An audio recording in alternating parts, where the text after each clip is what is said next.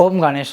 जब भगवान श्री कृष्ण ने युधिष्ठिर को, जब युधिष्ठिर ने प्रश्न पूछा था क्या, भानु सप्तमी के विषय में, जो इस रविवार को है, इस रविवार को जो कोई भी मनुष्य इस भानु सप्तमी का व्रत करता है या करेगा उसको क्या फल मिल सकता है, अब वह महात्म्य तो मैं आपको श्रवण करवाऊंगा।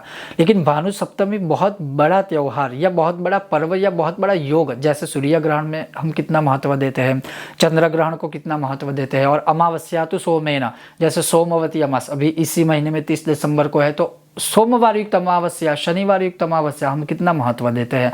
वैसे ही भगवान सूर्य के इस महान पर्व में, जैसे हर वर्ष जो षष्ठी तिथि आती है, जो कामदवार षष्ठी है, जैसे मैंने इस विषय पर वीडियो बनाया था, वैसे ही जो कोई भी मनुष्य भानु सप्तमी में सूर्य आराधना करता है तो क्या क्या होता है, वह भगवान ने युधिष्ठिर को श्रवण करवाया था, वही आज मैं आपको बताऊंगा। अगर आपको यह विषय वीडियो पसंद आए तो लाइक करें, शेयर करें, चैनल पर नए हो तो सब्सक्राइब करके घंटी का चिन्ह दबाइएगा। तो चलिए शुरू करते हैं। सर्वप्रथम भगवान कहते हैं कि जो कोई भी मनुष्य भानु सप्तमी का व्रत करता है, कैसे करता है, तो भानु सप्तमी अर्थात जिस दिन भानु सप्तमी होती है उस दिन, अर्थात रविवार युक्त जब सप्तमी होती है तो उसे भानु सप्तमी कहा जाता है।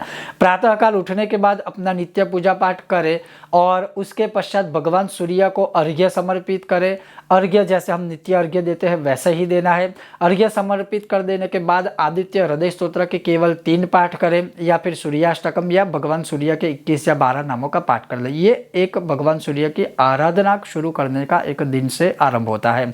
फिर भगवान के आगे बैठकर अगर आप यह भानु सप्तमी का व्रत करना चाहते हो या करते हो तो हाथों में जल लेकर आपको संकल्प लेना है कि आज इस महान पर्व के ऊपर, अर्थात भानु सप्तमी के दिन मैं व्रत करूंगा या करूंगी यथाशक्ति। फिर आपकी जो कामना है आप उसमें बोल सकते हो, तो वो एक संकल्प हो गया।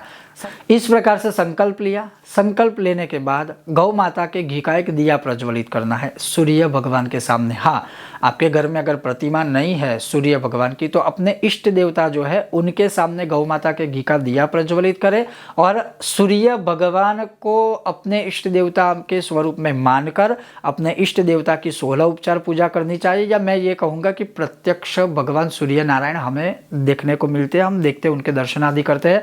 तो प्रातः काल ही सूर्य उदय हो जाए, अपनी पूजा पाठ हो जाए, उसके पश्चात ही दोपहर के 12 बजे से पहले प्रत्यक्ष रूप से भगवान के सामने बैठिए और सूर्य नारायण की पूजा कीजिए। और पूजा करने का मतलब यह है कि जैसे हम जो कोई भी चीज़ अर्पण करते हैं, जैसे हमने भगवान को चरण धोने हैं, भगवान को अर्घ्य देना है, तो किसी पात्र में सारी चीज़ें आप अर्पित कीजिए, फिर पवित्र जगह पर विसर्जित कर दीजिएगा। तो इस प्रकार से सबसे पहले तो भगवान सूर्य की हमें यथाशक्ति पूजा करनी है, चाहे लाभोपचार हो, चाहे मांसोपचार हो, चाहे 16 उपचार पूजा हो। ये पूजा हो गई। पूजा होने के बाद भगवान क्या कहते हैं? पूजा होने के बाद भगवान कहते हैं कि इस भानु सप्तमी में जो कोई भी मनुष्य इस षडाक्षर मंत्र का जाप करता है या इस षडाक्षर मंत्र से यज्ञ करता है तो भगवान सूर्य की पूर्ण कृपा उसको प्राप्त होती है। और वो मंत्र कौन सा है? खखोल्काय नमः। खखोल्काय नमः अर्थात यह षडाक्षर मंत्र है, 6 अक्षरों वाला। ना इसमें ओम आएगा, ना ही उसमें और कुछ आएगा। तो आप लाल चंदन की माला से या रुद्राक्ष की माला से इस मंत्र का यथाशक्ति मंत्र जाप करें। कम से कम 1 माला कीजिए, उससे अधिक भी करना चाहे तो आप कर सकते हो। और फिर भगवान कहते हैं कि इसी मंत्र से स्वाहा लगाकर 108 बार, अर्थात सिर्फ 1 माला का कोई भी मनुष्य यज्ञ करेगा तो उसको भगवान सूर्य की कृपा प्राप्त होगी। और जब हम स्वाहाकार अर्थात आहुति देते हैं तो पीछे स्वाहा आएगा, जैसे खखोल्काय नमः स्वाहा। और यह आहुति आप घी से भी दे सकते हो, जौ और तिल से भी, या हवन सामग्री से भी दे सकते हो, केवल 108 बार।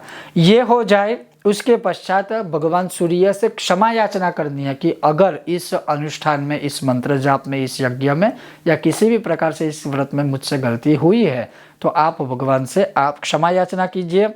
और कोई मनुष्य यह इस प्रकार से व्रत करता है या करेगा, और कोई भी मनुष्य इस प्रकार से यह व्रत करता है तो भगवान क्या कहते हैं कि जिसको शत्रुओं की बाधा है वह बाधा से मुक्त हो जाएगा। जो यात्रा करना चाहते हैं वह यात्रा में सफलता प्राप्त करेगा, पितरों को गति देगा और समस्त सुखों को भोग कर सूर्यलोक में निवास करता है।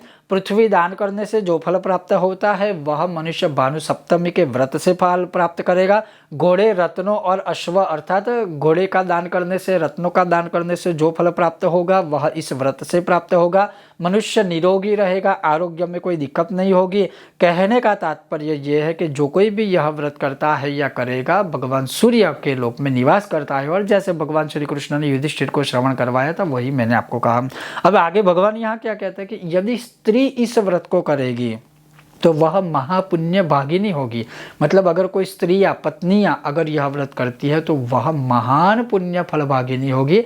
बस इसमें एक ही चीज़ याद रखनी है कि इस दिन हमें नमक नहीं खाना है, बिना नमक वाला भोजन करना है।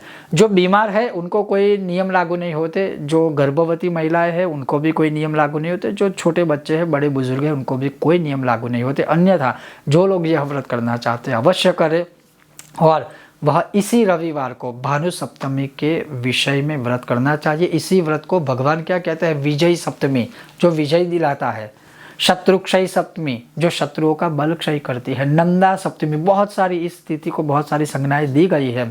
और यह महान भानु सप्तमी, इसमें ना कोई पारण है ना ही और कुछ नियम आदि नहीं है, बस आपको यह पालन करना है। एक विशेष नियम का ध्यान रखिएगा कि ब्रह्मचर्य का पालन अवश्य कीजिएगा, क्योंकि रविवार के दिन वैसे भी ब्रह्मचर्य का ही पालन करना चाहिए। तो यह व्रत करते हो तो ध्यान रखिएगा, इस नियम का पालन करके इस व्रत का आचरण आप कर सकते हो। बहुत जल्द मिलते हैं नए विषय और वीडियो के साथ, तब तक आप देखते रहिए कर्मकांड बाय आनंद पाठक मेरे साथ। ओम गणेश, हर हर महादेव, जय सिया राम, जय भारत।